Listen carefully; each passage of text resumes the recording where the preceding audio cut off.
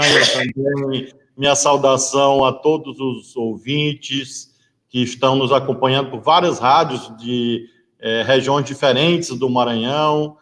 Minha saudação especial a todos que nos acompanham aqui do Maranhão, mas também de outros estados brasileiros. Presidente, bom dia, uma alegria recebê-lo aqui nessa conversa. Eu pedi que fosse hoje, porque hoje é o dia de São Pedro. São Pedro é o padroeiro dos pescadores, aquele que Jesus Cristo disse que era a pedra sobre a qual se construiria a sua igreja. Então, é uma data muito forte na fé do povo brasileiro, aqui no Maranhão, muito especialmente. Se nós não tivéssemos esse terrível problema do coronavírus, nós teríamos agora milhares de pessoas em frente à Capela de São Pedro, celebrando a festa, a cultura popular do nosso estado, do nosso país. Infelizmente, nada disso foi possível, mas é um dia muito especial no calendário da religião do nosso país, homenagem a Pedro, aquele que coordenava os apóstolos, padroeiro dos pescadores e a cultura. O senhor é nordestino, presidente Lula. Eu queria perguntar primeiro qual a sua memória. Eu sei que o senhor saiu muito criança de Pernambuco, mas as festas juninas tem no país todo. E eu sei que o senhor, inclusive, fazia festa junina quando era presidente da República. Qual a memória que o senhor tem da cultura popular, das festas juninas? O que o senhor lembra disso, de criança e de adulto? Flávio, primeiro eu queria dizer que é uma alegria estar conversando diretamente com o governador do Maranhão, com o povo do Maranhão, seja com internautas, seja com companheiros e companheiras que estão ouvindo o rádio. E dizer para você que a gente poderia começar, Flávio, a gente poderia, dando a nossa solidariedade às vítimas do coronavírus do Brasil inteiro, que me preocupa profundamente, porque a gente não tem e não é possível fazer uma previsão do fim disso, ou seja, e depois nós vamos entrar numa conversa que é o sacrifício que os governadores estão fazendo para tentar suprir a deficiência e a incompetência do governo federal, que deveria ser o carro-chefe da condução do enfrentamento ao coronavírus. Eu queria te dizer que eu tenho uma coisa que me marcou muito em Garanhuns, era que a gente ia na festa, minha mãe pegava os 8 filhos dela, a gente ia para a festa de São João, Santo Antônio e São Pedro, e naquele tempo, eu não sei se hoje ainda tinha aquele tal de busca-pé, era aquele rojão que você soltava e as pessoas ficavam pulando para não ser atingido. E depois o peão, o quentão, o cuscuz. Eu tenho muita lembrança disso quando eu tinha 7 anos de idade. E até quando eu vim para Santos, em 1952, ainda em São Paulo, tinha muita festa junina, se comemorava muito. Depois, quando eu vim para a capital, diminuiu um pouco. Quando eu voltei para Brasília, quando eu assumi a presidência da República, a Marisa resolveu, toda a festa junina, a gente fazer uma festinha lá, com muita música caipira, com muito peão, muito quentão, e as pessoas, cada convidado levava o doce que gostava de comer, o peão, a pipoca. Então eu tenho, mas eu conheço um pouco do Nordeste, eu sei o que significa o dia de hoje em São Luís do Maranhão, e também para todo o Maranhão, sei o que significa o São João para o Nordeste brasileiro, o que significa para uma cidade como Caruaru, eu sei Campina Grande, na Paraíba, em Salvador, em muitas cidades do interior da Bahia. Eu tenho certeza que em muitas do Maranhão é uma festa popular, é uma festa barata, é uma festa que o povo vai, sabe, e se diverte muito, de forma muito barata. E é uma pena que o vírus, sabe, não tenha a dimensão do que significa para o povo pobre do Nordeste brasileiro. Essa e todas as outras festas, ou seja, se o vírus tivesse assistido um Bumba Meu Boi, certamente ele não estava perturbando o povo de São Luís, ele estava deixando o povo se divertir, o povo brincar, sabe, como sempre brincou. Então, a minha lembrança é de uma cultura riquíssima do Nordeste, uma cultura barata, uma cultura, sabe, que é feita, parece que para pobre, parece que no Nordeste as festas são feitas mais para pobre Em São Paulo tem a festa para os ricos e tem a festa para os pobres na periferia, que também é muito grande, viu, Flávio? Em São Paulo também tem muita coisa na periferia acontecendo e é um prazer. Eu espero que a gente possa fortalecer a cultura popular, que a gente possa voltar o mais breve possível até as nossas festas juninas, até o nosso carnaval, até as nossas artes das cidades menores de cada país, para que o povo possa se divertir. E eu acho que é isso que torna o Nordeste diferente culturalmente do resto do Brasil.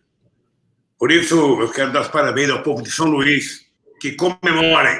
Se for comemorar, não beba, só comemore.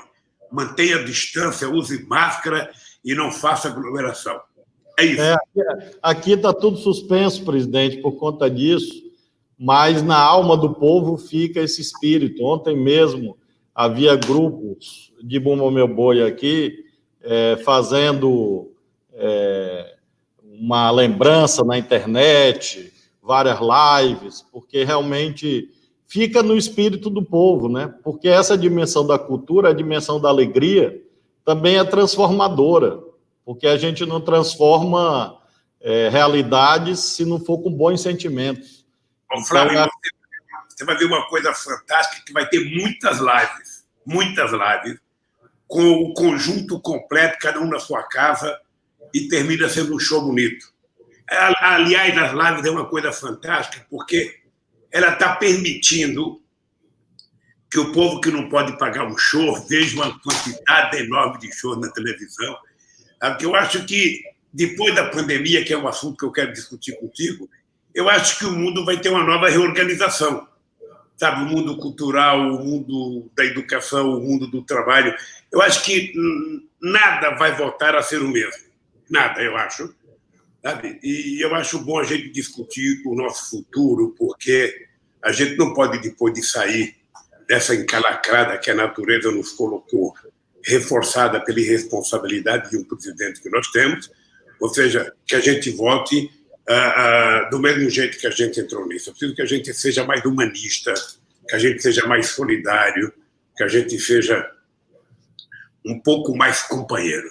Voltar a falar bom dia para as pessoas, voltar a falar boa noite para as pessoas, voltar a sentar com alguém no restaurante que não vota em você, que não é do teu partido, mas que respeita a convivência na diversidade. Eu acho que é esse país que nós vamos construir depois dessa crise, viu, Flávio? Presidente, eu tenho aqui nas minhas entrevistas falado que quando nós atravessamos um impasse tão agudo, tão profundo como a humanidade atravessa, e o nosso país, nós temos saídas civilizacionais ou saídas de barbárie. Eu tenho comparado o fim da Primeira Guerra Mundial com o fim da Segunda Guerra Mundial. Quando a Primeira Guerra Mundial acabou, nós tivemos a ascensão do nazifascismo, ou seja, houve uma reorganização, mas em bases, como nós sabemos, bárbaras, bases de extermínio, de violência. Depois da Segunda Guerra Mundial, nós tivemos o contrário, uma reorganização da sociedade no sentido da solidariedade, nasce a ONU, você tem uma reconfiguração do sistema supranacional, novas constituições na Europa. O senhor acha que o fim da pandemia vai estar mais para o fim da Primeira Guerra Mundial ou mais para o fim da Segunda Guerra Mundial? Olha, se depender do esforço que eu vou fazer, está mais para a Segunda Guerra Mundial. Ou seja, nós vamos ter que sair dessa história mais em paz, mais solidário, mais companheiros, mais amigos, sabe? É importante que a gente tenha, inclusive, uma visão de uma melhor organização, sabe, do mundo do trabalho, do salário, sabe, da relação entre as pessoas. Não é possível. Eu tenho chamado o seguinte: nós estamos numa era em que nós estamos virando algoritmos, ou seja, o celular nos dirige 24 horas por dia. Eu acho que nós precisamos aprender a dirigir o celular, para que a gente não seja obrigado a ver tudo que as pessoas do mal querem que a gente veja, e a gente consiga seletivamente ver as mensagens positivas, as mensagens boas, que está cheia também no celular. Então, eu penso muito que a gente vai ter um mundo melhor. Nós vamos ser obrigados a ter um mundo melhor, porque a gente vai terminar essa luta toda contra o coronavírus, a gente vai terminar de verdade quando a gente tiver vacina. A gente vai terminar, mesmo assim, todo ano pode ter uma crise. Mas a gente vai estar mais tranquilo. E aí nós vamos ter que pensar no mundo do trabalho. Eu fico horrorizado quando eu vejo o ministro da Fazenda dizer que deveria aproveitar a crise do coronavírus para fazer mais reforma. Ou seja, a mais reforma dele é tirar mais direitos dos trabalhadores, é privatizar mais empresas públicas. Você veja que a atitude que eles tomaram essa semana, Flávio, da água, é um absurdo, veja, porque a água ela é vida quando você a leva para casa das pessoas para beber, e ela é vida quando você a devolve ao mar, depois de tratar a água, sabe, das casas, os dejetos, ou seja, e de forma irresponsável, eles resolveram privatizar a água, um bem da humanidade, uma coisa que ninguém consegue viver sem beber água, e por isso é que o Estado não pode abrir mão, não pode abdicar de ser o responsável para garantir que todo mundo tenha direito à água tratável, potável, de muita boa qualidade, e também tratá-la, recolher os dejetos na casa das pessoas, recolher, sabe, e devolver ao Oceano Atlântico também tratada, porque também o oceano significa vida. Sabe? E eu acho que isso nós vamos ter que discutir. A questão ambiental ela vai voltar com muita força. A questão cultural vai voltar com muita força. Ou seja, não é possível num país do tamanho do Brasil, com a quantidade, com a riqueza da cultura popular, com a riqueza dos artistas que nós temos, o presidente não ter competência para escolher um secretário da cultura, um ministro da cultura. Ou seja, então ele vai colocando as pessoas contrárias. Ele parece que está fazendo uma reversão do bom senso. Ou seja, coloca no meio ambiente um cara que odeia o meio ambiente, coloca nos direitos humanos uma pessoa que odeia o humano, coloca na educação um cara que odeia a educação, coloca na cultura uma pessoa que odeia a cultura. Ou seja, onde é que nós vamos parar? Onde é que nós vamos parar assim? Então, eu penso, Flávio, que eu tenho acompanhado as tuas andanças pelo Brasil, tenho acompanhado as andanças de outros companheiros, e eu acho que nós estamos construindo, sabe, na sociedade um pensamento mais humanista. Eu acho que as pessoas vão votar diferente. Acredito nisso, e se depender de mim, eu vou trabalhar muito para isso, Flávio. Presidente, a pandemia, ela é terrível do ponto de vista da saúde, como nós sabemos, causa sofrimentos terríveis, e há também os desdobramentos econômicos, que fazem parte dessa preocupação humanista que nós temos. Hoje eu dei uma entrevista no site UOL para o jornalista, que bom, para o jornalista Sakamoto, e eu falo da temática do auxílio emergencial, como o senhor leu. O senhor conseguiu ter essa marca da preocupação com mais pobres. Eu vou lhe contar duas histórias. Uma o senhor vai gostar, a outra não sei. A primeira foi uma senhora que eu inaugurei uma escola digna e ela veio, um pequeno sítio na frente da escola, ela me chamou pelo muro e disse, meu filho, ela já é uma senhora já no rumo dos 80, meu filho, 2 votos que eu dei na vida que valeram. Uma foi para ti por causa dessa escola e a outra foi para o presidente Lula. E aí, isso num povoado do município de Barra do Corda. A outra história, uma senhora no município de Vargem Grande, no dia que eu inaugurei um restaurante popular. Ela me chamou, isso ano passado ainda, dizia assim, eu queria lhe fazer um pedido. E o senhor sabe que, pela experiência concreta da política, com justa razão, as pessoas pedem aquilo que elas estão precisando, direito, reclamam de algo que está faltando. Ela virou para mim e disse, eu quero lhe pedir só uma coisa. Eu digo, pois não, senhora. Cuide do nosso velhinho. Aí eu fiquei sem entender direito. Eu digo, velhinho? Aí disse, qual velhinho? O Lulinha.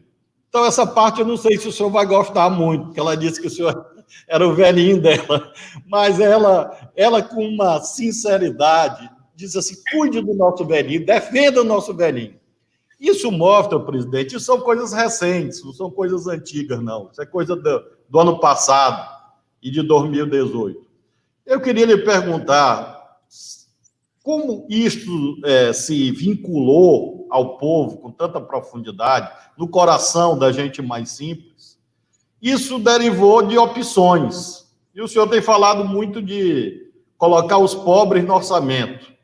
Luz para Todos é colocar o pobre no orçamento, Bolsa Família é colocar, universidade, ProUni, tudo isso é colocar os pobres no orçamento. O que é que o senhor acha que hoje, no Brasil, a gente tem que fazer, nós juntos, como nação, para colocar de novo os pobres no orçamento? Flávio, primeiro eu queria te dizer que você está fazendo isso no Maranhão.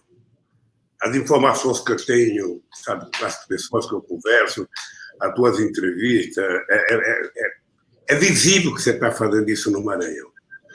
A minha tese ela é muito clara e muito prática. Tá? Enquanto você tiver um exército de pessoas que não têm competência financeira para consumir, esse país será pobre. Porque o que faz um país crescer, na verdade, é a qualidade de vida do seu povo. E a qualidade de vida do seu povo depende dos recursos que ele tenha, da educação que ele tenha. E os investimentos para gerar emprego dependem de demanda. Não tem nenhum empresário que vai investir uma fábrica no Maranhão para fazer estoque. Ele vai investir no Maranhão se tiver alguém que possa comprar.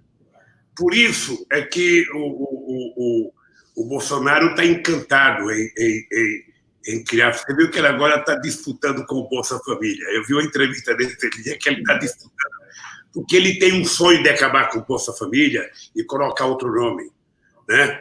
A renda básica, que inclusive é um projeto de lei que nós aprovamos quando eu era presidente, para a gente colocar em prática na medida que a gente tivesse condições.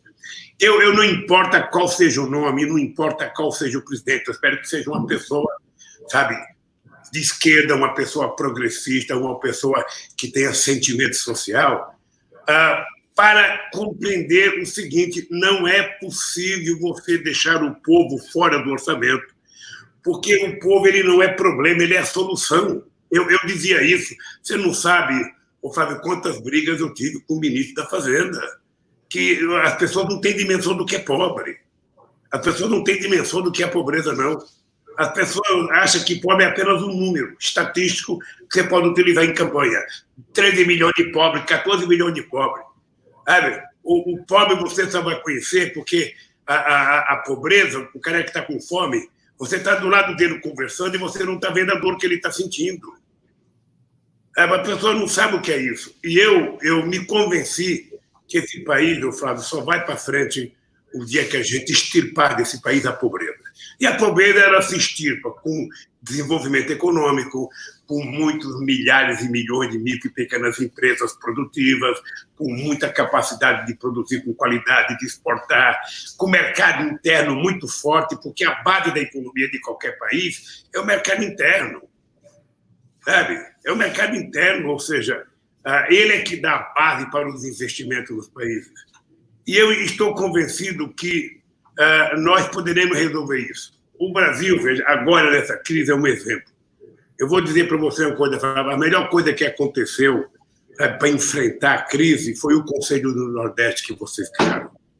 Vocês estão tendo problema, vocês estão sendo vitimados pela arrogância e pela ignorância do governo, pela ignorância do Guedes. Sabe, vocês ajudaram muito, mas vocês também ganharam uma animosidade desnecessária. Porque, veja, um presidente da República, o que deveria ter feito?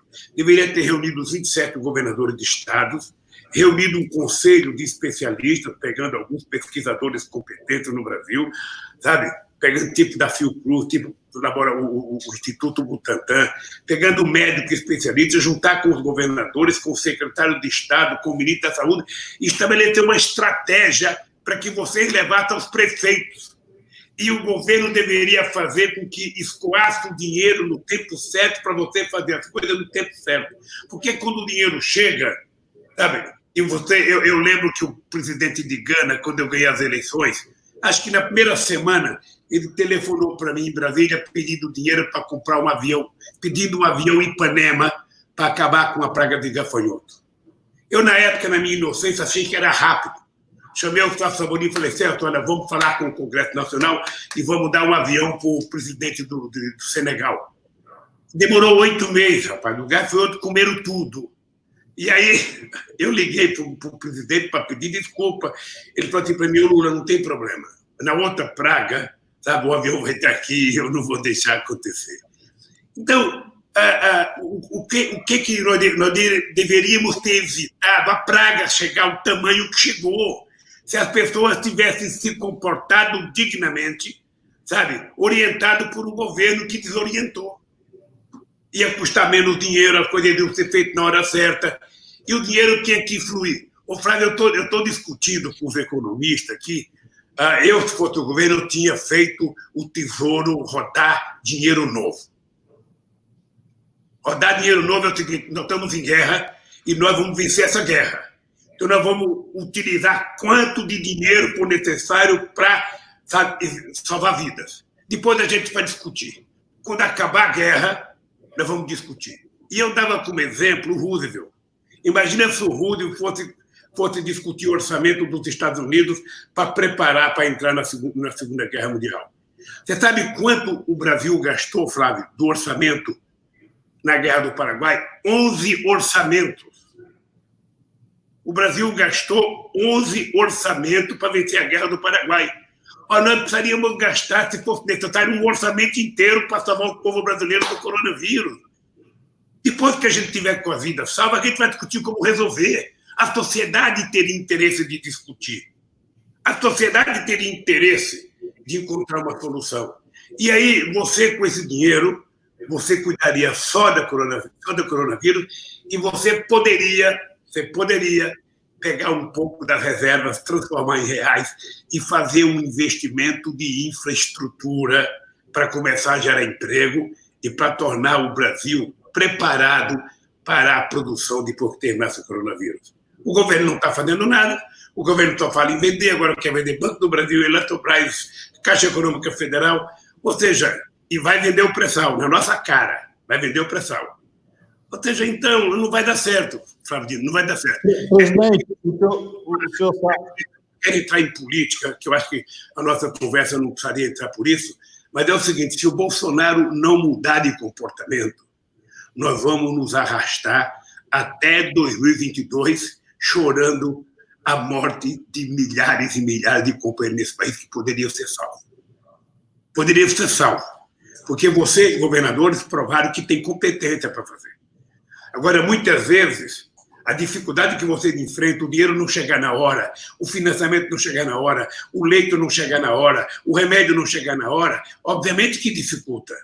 E o povo do Maranhão, o povo do Brasil tem que saber o seguinte: somente quem pode produzir dinheiro novo é o presidente da República, é o governo federal. O governador não tem como produzir. O governador, no máximo, pede e fica esperando. E ao invés do presidente da República atender com carinho, ele fica xingando os governadores, fica avacalhando com os governadores, quando ele deveria ser o responsável de tratar os governadores do jeito que os governadores estão tratando ele. Então, o crescimento econômico, meu caro Flávio, vai ser uma tarefa extraordinária para a gente trabalhar no próximo período. O senhor sabe que o comentário que eu ia fazer é que essa ideia que o senhor apresenta de uma coordenação nacional foi apresentada ao Bolsonaro pelo ministro Gilmar Mendes, do Supremo. Quando houve aquela decisão do Supremo, entendendo que os governadores e os prefeitos poderiam agir, nos termos do artigo 23 da Constituição, em nenhum momento o Supremo disse que o governo federal estava afastado do problema. Pelo contrário, é uma federação. O senhor foi presidente da República. O presidente, a esfera federal, a União, no caso, o governo federal, tem esse papel de coordenação, que não foi exercido nessa temática sanitária como deveria. E agora, na questão econômica, o senhor falou de vários caminhos, e principalmente esse tema do financiamento monetário. Eu estou muito preocupado, nós começamos falando de festa junina, da cultura. Nós temos perda de renda. Quando a gente deixa de fazer festa junina, a economia da cultura para, tem até uma lei aí votada no Congresso para o Bolsonaro implementar, que a Jandira Fegali foi relatora, a lei Aldir Blanc de apoio à cultura. Você desorganiza cadeias produtivas. E eu estou vendo agora, presidente, e eu queria lhe ouvir sobre isso, a dificuldade de micro e pequenas empresas, porque com muita muitos obstáculos, o auxílio emergencial, por esse período, está andando. Nós queremos que ele aumente, que ele seja prorrogado. Mas a situação das micro e pequenas empresas, agora, é dramática, porque havia uma ideia, o senhor falou de demanda, de que bastaria abrir tudo, que o consumo ia voltar. E agora muita gente está descobrindo que não. Eu vi uma nota agora da Associação Brasileira de Shopping Center, dizendo que em São Paulo a queda das vendas tinha sido de 70%, de 80%. O senhor não acha que esse dinheiro de micro e pequena empresa tinha que se transformar também no auxílio, ou seja, em vez de crédito, depositar direto na conta das micro e pequenas empresas, como a Europa fez em vários países? Claro que com contrapartidas sociais, manter emprego.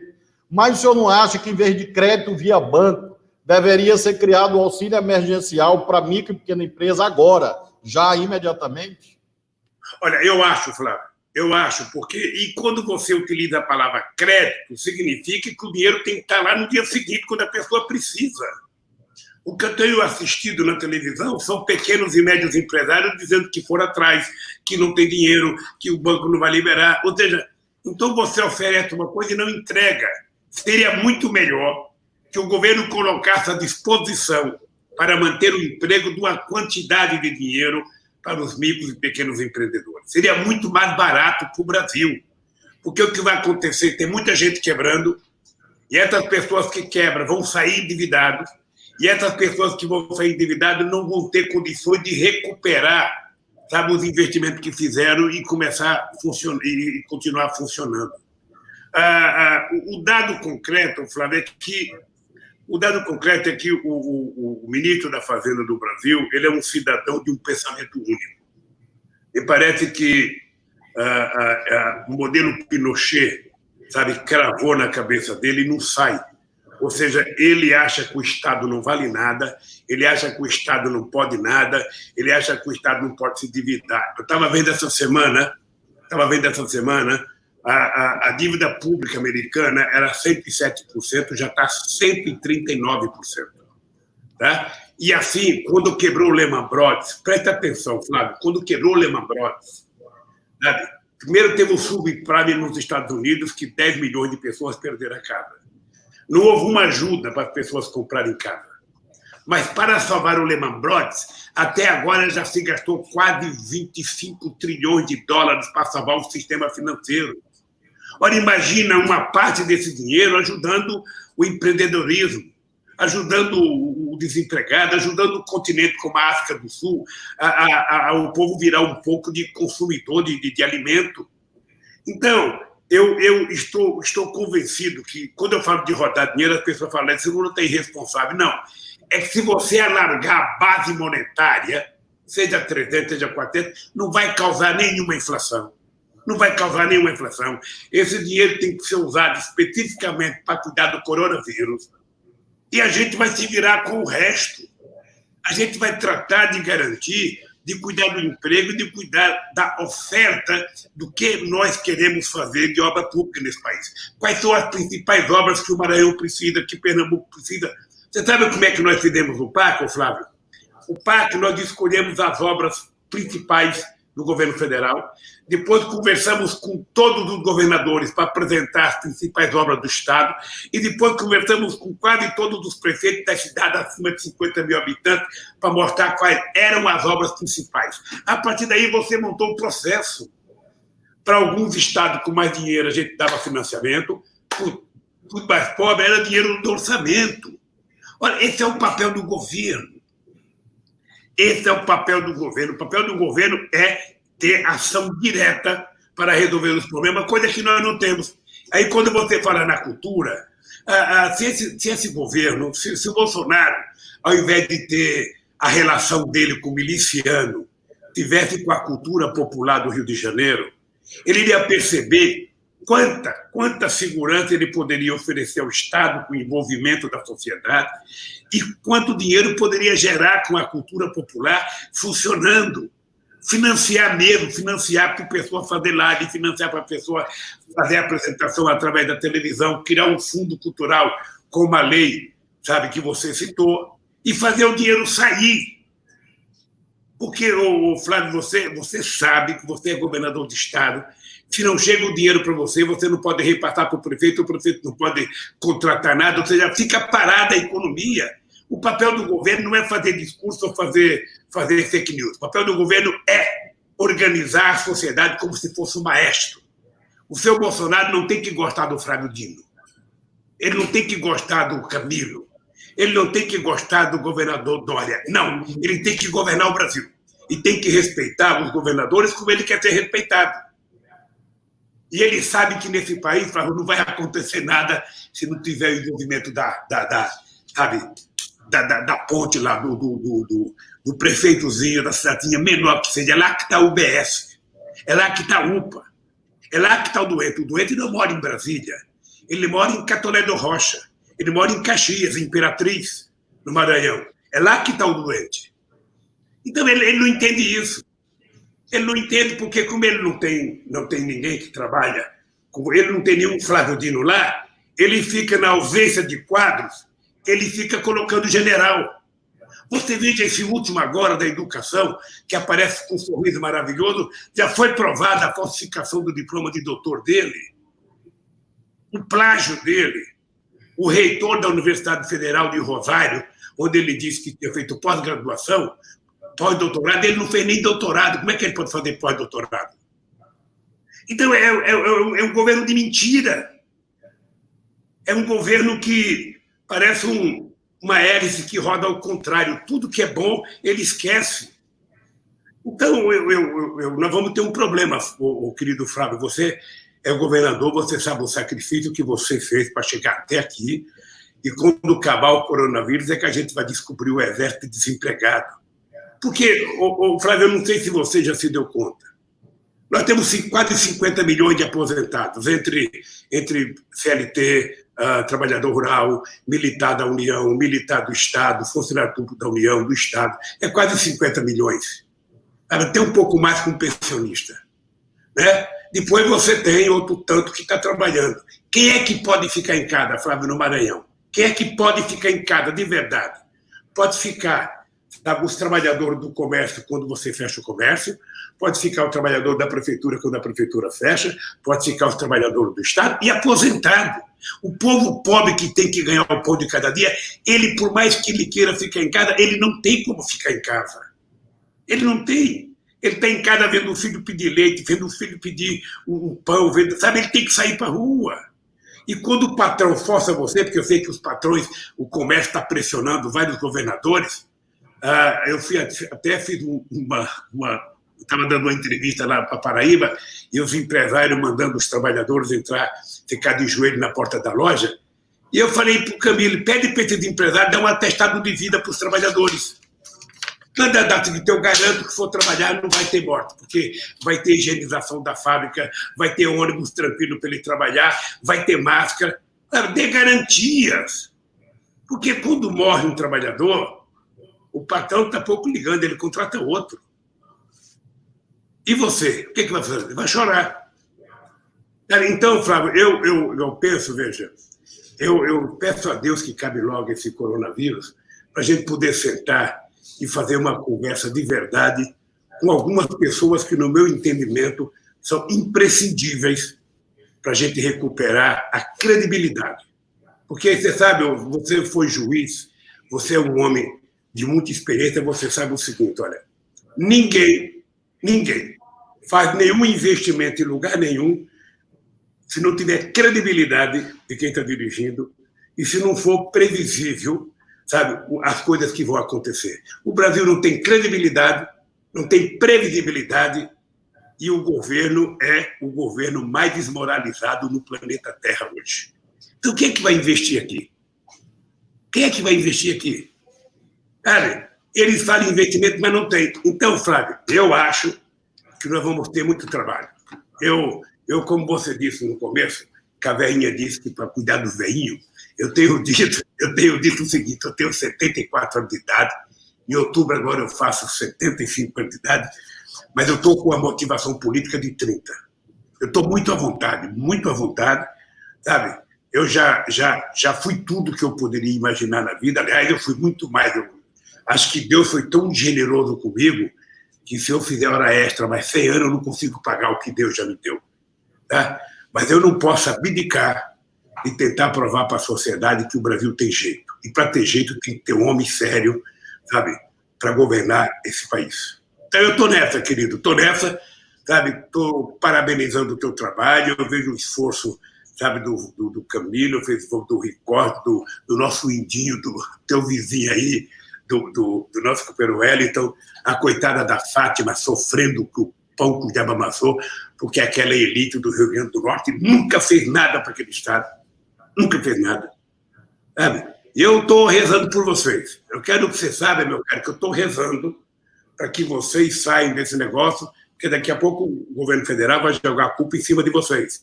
Eu falei, eles não me escutaram, eles não me entenderam, eles não me atenderam, sabe? Fique com a consciência tranquila de um homem que agiu corretamente. Se tem uma lição que a gente aprendeu no coronavírus, é que o Brasil provou que tem governadores humanos, que tem pessoas preocupadas com o povo. A gente pode até errar, todo mundo que quer acertar, de vez em quando, pode errar alguma coisa, sabe? Mas vocês podem ficar certos que o que vocês fizeram para esse país foi muito mais do que o governo federal fez. Vocês estão dando sinais de esperança para esse país. O Bolsonaro dá sinais de desespero para esse país. Eu, sinceramente, não sei como é que a gente vai aguentar isso até 2022. Eu espero que não seja necessário.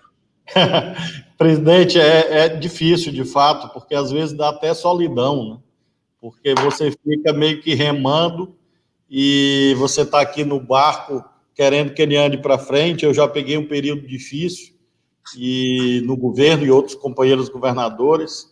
E se a gente tivesse todo mundo junto na direção certa, já seria difícil, porque o coronavírus é um desafio para a humanidade, desafio para a ciência. Ainda mais com gente do barco querendo afundar o barco, gente querendo furar o barco, gente querendo vender os remos, vender as velas, vender até o barco, jogar todo mundo no mar, aí que vai ficando mais difícil mesmo. E tem um segmento que o senhor mencionou agora, que tem ganho agora uma visibilidade, que são esses trabalhadores informais. O senhor mencionou há pouco a distinção que há entre os formais e os informais, e há quem fale até em uberização, precarização geral dos trabalhadores. Você tem essas milhares e milhares, bilhões de pessoas que hoje trabalham nessas plataformas tecnológicas, às vezes sem direito algum, são esses entregadores andando de bicicleta, correndo, de moto, sendo esmagado pelas taxas, que são fixadas unilateralmente. São pessoas realmente que, aparentemente, viveriam no século XXI no que se refere à forma de trabalho, mas no século XVIII no que se refere ao mundo dos direitos. Eu queria lhe ouvir um pouco sobre isso, porque nós já falamos do empreendedorismo, que é muito importante, do pequeno e microempresário para gerar emprego, dos formais, mas esses informais, presidente, jovem, normalmente são jovens, que estão trabalhando de moto, entregando as coisas, vão fazer até uma movimentação esses dias. O senhor não acha? Eu tenho defendido que eles precisam ter uma lei, direitos. Não precisa, vai botar todo mundo na CLT, não sei, tem que olhar, porque tem questões jurídicas também, constitucionais, mas não pode ficar sem direito algum, como se fosse escravo. E eu queria ouvir uma mensagem sua, sobretudo esses jovens que se formam, a gente está fazendo investimentos gigantescos em educação, escola de tempo integral, e às vezes vem um menino de 16, 17 anos e diz assim para mim: beleza, Flávio, escola de tempo integral, você está fazendo, como estamos fazendo escola técnica. O senhor criou o Instituto Federal, nós criamos aqui o Instituto Estadual. Nós temos hoje o Instituto Estadual no Maranhão todo, complementando o Instituto Federal. Agora, esse jovem tem o diploma e não tem trabalho, vai dirigir moto. Agora ele fica sem direito algum. O senhor não acha que tem que ter uma lei para proteger os direitos dessas pessoas? Pelo amor de Deus, eu tenho dito, Flávio, o seguinte: olha, a nossa geração conquistou quase tudo que nós conquistamos no direito do trabalho no século XX. Nós tivemos duas grandes guerras no século XX, a de 14 e a outra que terminou em 45, e nós tivemos duas grandes revoluções. Tivemos mais, mas duas marcaram a humanidade, a Rússia e a China. Por conta dessas duas revoluções, tá?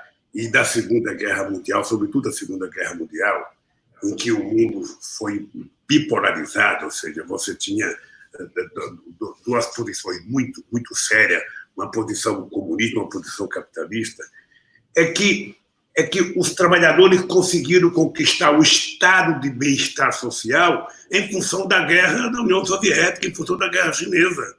Foi com medo de que os trabalhadores da Europa Ocidental, sabe, fizessem mais greve do que já estavam fazendo, brigassem mais, que o capitalismo resolveu atender uma grande parte da demanda dos trabalhadores. E nós chegamos ao estado de bem-estar social. Aqui no Brasil nós não chegamos a isso.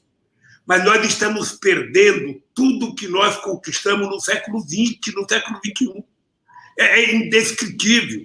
Eu lembro, Flávio, como eu sou mais velho do que você, eu participei da greve de 62 pelo 13º salário.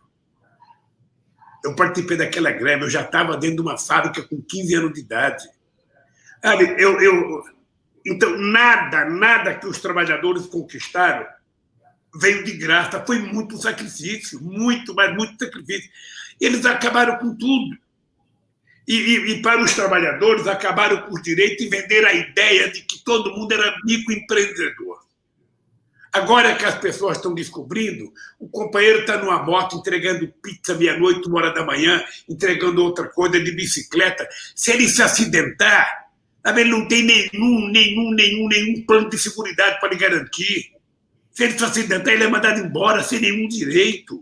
Se roubaram a bicicleta dele, ele não tem como receber. Se roubaram a moto, ele não tem como receber. Então, ele não é microempreendedor, é quase que um microescravo.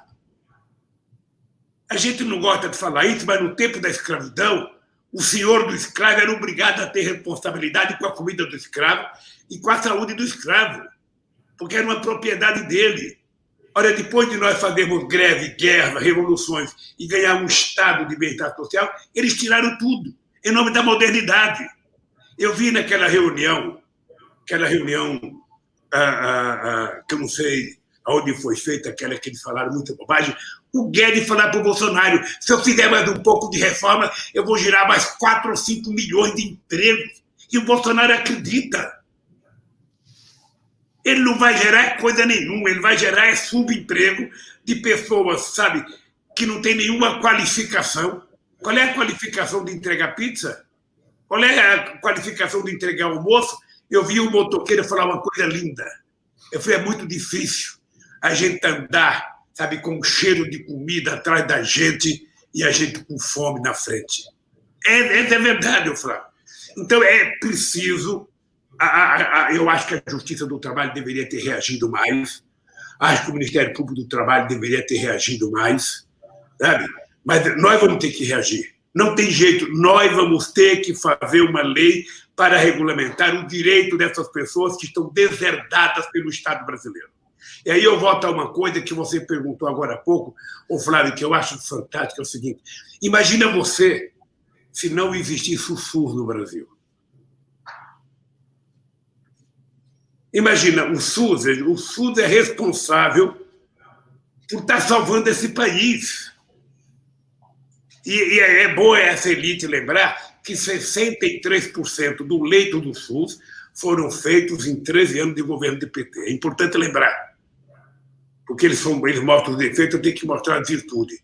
Ou seja, e o SUS, você está lembrado, em dezembro de 2006, sabe, para terminar o meu primeiro mandato, os tucanos tiraram a CPMF, a pedido do Paulo Scaff, a pedido para tiraram 40 bilhões de reais. Eu mandei uma carta para ser lida pelo Pedro Simão, dizendo que se fosse aprovada a CPMF, eu daria 100% de CPMF para a saúde. Eles acabaram. E acabaram por ignorância, porque muitos que votaram para acabar com o CPMF foi governador 2 anos depois. E aí é que se deu conta da necessidade do dinheiro. Eu acho, não sei se você pensa assim, Flávio, eu queria ver a tua opinião, eu acho que o coronavírus, sabe, a necessidade de combatê-lo fez com que a sociedade entendesse que o Estado não pode ser um Estado mínimo. O Estado não pode ser fraco. Eu não quero um Estado empresário, mas eu quero um Estado indutor. O Estado tomando decisões. O Estado fazendo cumprir as coisas. Porque não é possível um Estado que não pode nada. Você tem agência para tudo agora, ou seja, você tem um ministro, mas o ministro não pode nada porque a agência está lá. Quem é que indica os caras da agência? São os empresários. Então, o Estado brasileiro foi privatizado. Foi privatizado, é só você olhar da agência quem é que está lá dentro. O senhor sabe, aí, em relação ao SUS, é importante até uma pesquisa, o senhor conhece muita gente de universidade, quem ampliou leito nessa crise foi a rede pública. Eu lembro que em 2019, a agenda que se falava era de acabar com o SUS, governo federal, e colocar no lugar um voucher, um cupom, um vale, um cartão, um plano de saúde. Ou seja, a gente ia andar para trás. O senhor sabe o que teria acontecido se isso tivesse ocorrido? As pessoas iam ter até o voucher na mão, vamos imaginar que tivesse. Lá o cheque, o cartão. Mas não iam achar leito, porque as lógicas são diferentes. O setor público é prestação de serviço, não visa o lucro. Por isso que ele é insubstituível. Assim como em outras atividades, o mercado é insubstituível. São esferas diferentes. Até tem um texto do Xi Jinping, que o senhor conhece bem, presidente da China, que diz assim: o mercado não é uma instituição do capitalismo, é uma instituição da sociedade. Então, o mercado tem que ser mantido. Agora, ele não pode governar tudo, porque se tivesse, por exemplo, que depender da expansão de leitos nos hospitais privados, as pessoas teriam o voucher e não teriam hospital para entrar. Porque quem saiu em 100 dias, presidente, aqui, agora sábado, eu inaugurei uma ampliação de hospital numa cidade que o senhor conhece, chamada Itapecuru Mirim, tem muita comunidade quilombola, e inaugurei um hospital novo numa cidade chamada Santa Luzia do Paruá, na BR-316, já no rumo do Pará. Nós fizemos 13 inaugurações em 100 dias, abrangendo aí hospitais de campanha, mas, sobretudo, hospitais definitivos. Agora, isso é no país todo, compara com o setor privado. E eu queria destacar, nós já estamos caminhando meio que para o fim, eu queria destacar que, além do investimento no SUS, nós tivemos um papel extraordinário, estamos tendo, dos profissionais de saúde. Então, o senhor que tem uma liderança enorme no Brasil e no mundo, conhece muita coisa, andou muito, tem título de doutorado, honoris causa nesse planeta inteiro, governou o Brasil. O senhor imaginou, depois dessas décadas de vida, que os nossos profissionais de saúde passaram por uma situação tão difícil? O que o senhor tem a dizer? Eu aqui todo dia agradeço muito a eles, porque é claro que não é todo mundo, tem problema em todo canto, mas, de um modo geral, as pessoas estão se sacrificando com aquele espírito humanitário. Então, qual é a sua mensagem para os profissionais de saúde do nosso país, para quem faz o SUS todos os dias? Olha, a minha mensagem é de agradecimento, porque, obviamente, que todo profissional de saúde faz um juramento, sabe, para exercer a função. Mas no coronavírus as pessoas estão fazendo além da conta. Tem pessoas que já estão meses sem ir para casa, tem pessoas que já se separou do filho, sabe? E essas pessoas você não paga elas, você não consegue mensurar o pagamento em dinheiro, o pagamento é em solidariedade, é em carinho, é em oportunidade. Eu espero que essa seja uma lição que a gente tome depois disso. Quando vi o Bolsonaro expulsar 10 mil médicos cubanos que prestavam serviço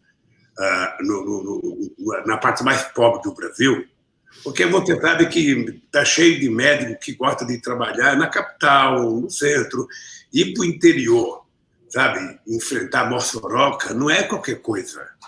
Não é qualquer coisa, sabe? Pernilongo, mosquito pólvora. Sabe? E aqueles companheiros iam, sabe?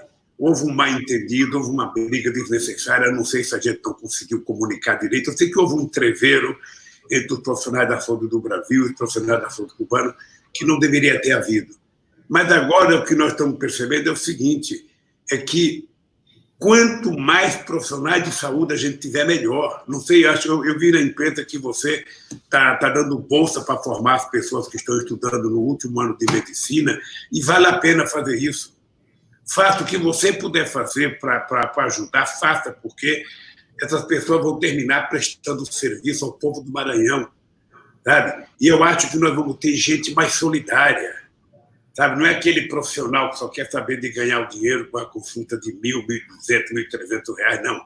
É aquele pessoal que, antes de tudo, ele quer ver o ser humano bem. Ele não quer saber se é pobre, se é preto, se é rico, sabe? Se é padre. Ele quer saber o seguinte, é ser humano, está precisando de mim, eu estou aí para atender. O que você puder fazer, Flávio, faça, porque essa é uma categoria que sairá muito forte, sabe? Com uma moral muito elevada, sabe? Nessa tempestade do coronavírus. O senhor sabe que nós fizemos aqui, presidente, as bolsas, e esses estudantes do último ano, no auge da crise aqui, porque nós estamos, graças a Deus, numa curva declinante aqui no Maranhão, mas no auge, eles foram para a porta das UPA, dos hospitais, os estudantes com essas bolsas.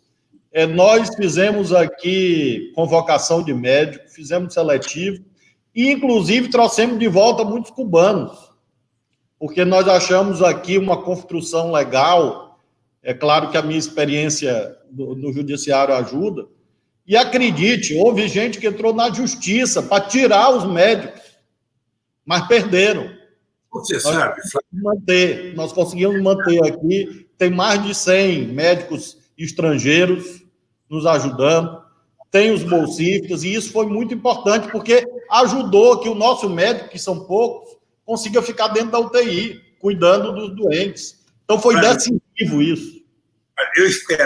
Eu sinceramente esperava. O Mandetta, ele começou de um jeito, a gestão do coronavírus, e terminou de um jeito bom. Ele começou de um jeito, ele terminou sendo admirador do SUS. Sim, é verdade. Ele antes criticava o SUS. Quando ele começou a ficar, sabe, um prestador de serviço digno, ele foi afastado. Era visível que aquele outro ministro que o Bolsonaro indicou, não sei se você teve contato com ele, era visível que ele não era médico. Ele era formado em oncologista e foi para o mercado. Ele foi vender tratamento de oncologia. Ele não era um médico, ele não sabia o que era um SUS, ele não sabia o que era uma UPA. Acho que ele nunca viu uma gota de sangue, a não ser, sabe, quando ele estava na faculdade. Toda entrevista dele eu falava, não é possível que esse cara seja médico, não é possível, ele não pode ser médico. Ele pode ser um grande empresário, muito inteligente para outra coisa, mas ele não sabe dar uma injeção. É capaz de não saber medir a pressão da pessoa. Era a impressão que eu tinha, sabe? Aí sai esse cara também, ele saiu porque estava ficando ridículo. Ele sai e vem um general. Olha, o general também dá de cara a ideia de que não entende de saúde, não entende de SUS, não entende de UBS, não entende de hospital público, e levou logo de cara mais 18 generais para lá, não sei para quê. Sabe, um desrespeito. E o que eu fico triste é que o Conselho Nacional de Medicina, os conselhos estaduais, deveriam estar protestando.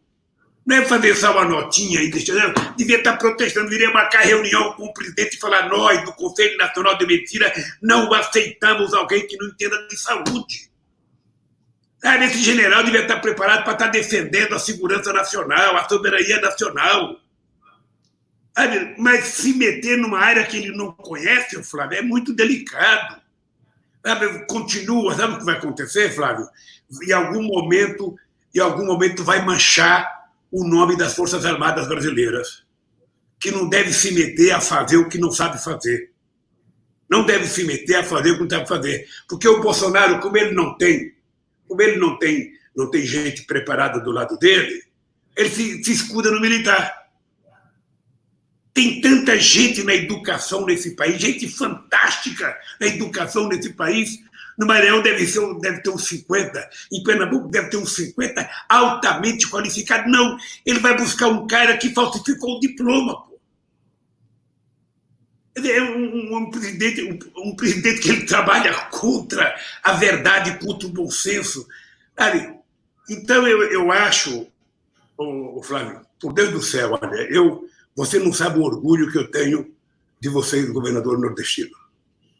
Você não sabe do orgulho porque eu sei o que o Nordeste tem passado na história do Brasil.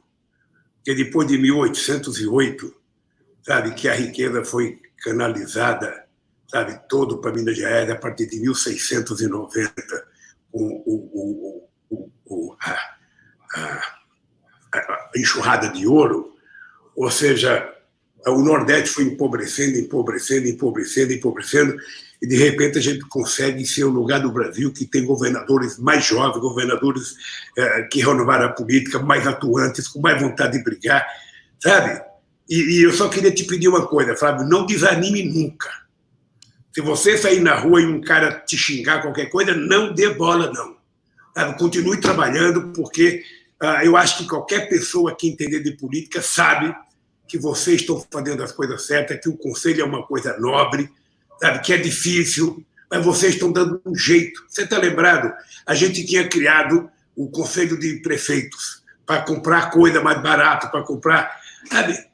Está provado que tem jeito o Brasil. Está provado que o Brasil não pode ficar dependendo da esmola do presidente da República. O presidente da República, quando ele promete, faz um acordo e promete passar dinheiro para o Estado, esse dinheiro tem que sair na semana seguinte. Porque a burocracia do dinheiro chegar no Maranhão é tão difícil, sabe, que com boa vontade não chega, imagina com má vontade. Presidente, eu queria, nós temos só um minutinho, nós temos 1 minuto e meio só, e eu queria agradecer muito ao senhor, agradecer a todos que nos acompanharam, e queria que o senhor deixasse uma mensagem, como eu deixo também, de solidariedade às famílias das vítimas do coronavírus, porque a gente precisa ter ideias, mas ter, acima de tudo, sentimento, coração. Então, obrigado ao senhor, obrigado a todos que nos acompanharam e passo o senhor para a mensagem de encerramento, dedicada a essas famílias. Flávio, eu queria primeiro te agradecer o carinho e eu tenho acompanhado um pouco a sua vida, as suas andanças.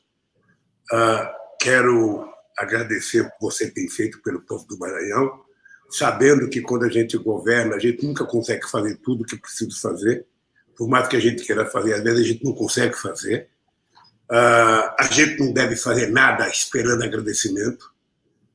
A gente, quando governa, a gente faz as coisas porque sente que é necessário fazer, mas não vai ficar esperando agradecimento como o Bolsonaro. Tudo que ele faz, ele quer um agradecimento. E eu quero dizer ao povo do Maranhão para ter fé em Deus, que de cabeça erguida, com muita vontade de lutar, a gente vai terminar aprendendo muito e vai sair muito forte dessa crise do coronavírus. A gente vai ver. Eu tenho, às vezes, a esperança de que Deus faz as coisas, sabe, escreve certo por linha torta. Quem sabe esse susto que a humanidade está tendo é para a gente se dar conta de que cuidar do meio ambiente não é uma coisa, sabe, secundária, não.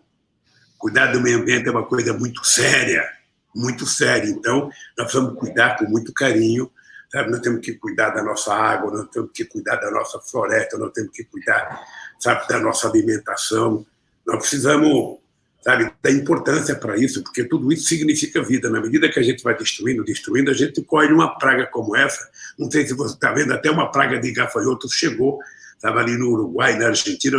Eu pensei que não existia mais no Brasil isso, e vai chegar. Isso significa que nós estamos mexendo de forma errada na questão ambiental. Então, eu quero te agradecer e quero que você saiba que você tem um amigo aqui em São Paulo, um amigo para muitas coisas nesse país, tá?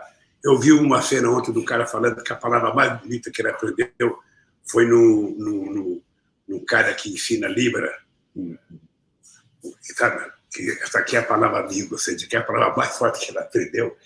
Então, eu quero dizer o seguinte, olha, conte comigo, sabe, em qualquer circunstância, porque o Brasil está precisando de gente séria. E você e o nosso governador do Nordeste têm dado um exemplo para nós. Tá? Não baixe a cabeça nunca, nunca, sabe? Porque se eles botarem uma cangaia, você terá dificuldade de levantar a cabeça. Um abraço para a família, sabe? E um abraço ao meu querido povo do Maranhão e ao povo do Bumba Meu Boi. Obrigado, presidente. Obrigado pela sua gentileza. E o senhor está devendo a visita aqui no Maranhão, viu? Eu estou devendo, mas daí Mas só depois do coronavírus. Quando passar tudo isso, aí a gente vai fazer a agenda, porque a gente tinha combinado no começo do ano, mas aí veio essa tragédia e a gente tem que vivê-la. Abraçar sempre todas as famílias do nosso estado, do nosso país. E o senhor representa muito para a história do Brasil. Flávio, se você não leu ainda, leia esse livro, ó, 1889. Do Laurentino, né? Eu li o livro dele sobre escravidão, o volume 1. Tem um de escravidão, tem 1822, 1808 e 1989. Se lê desses 3 livros, a gente vai ter claro o que aconteceu nesse país durante o período da escravidão. Eu estou lendo a biografia do Mandela. Abraço. Eu li. Eu estou lendo a biografia do Mandela. O senhor conheceu o Mandela, né? Conheci. Conheci o Mandela lá na África do Sul e conheci em Cuba. Eu participei do 1º de maio com o Fidel e com o Mandela. Deve ter sido um momento memorável, porque eu estou lendo a biografia dele e estou encantado com a... Claro que eu conhecia, mas o senhor falou aí desse livro. Eu não trouxe o meu para mostrar, mas eu estou lendo a biografia do Mandela, porque a experiência do CNA, do Congresso Nacional Africano, acho que ensina muito para o Brasil também, para esse momento que o Brasil vive. Presidente, obrigado, viu? Meus agradecimentos aos internautas e a todas as rádios. Presidente, nós tivemos conosco aqui dezenas de rádios, quero agradecer a todos os radialistas. Muito obrigado aos internautas também. Obrigado a todo mundo. E fique com Deus e bom feriado, querido. Amém. Obrigado, presidente. Tchau, meu irmão.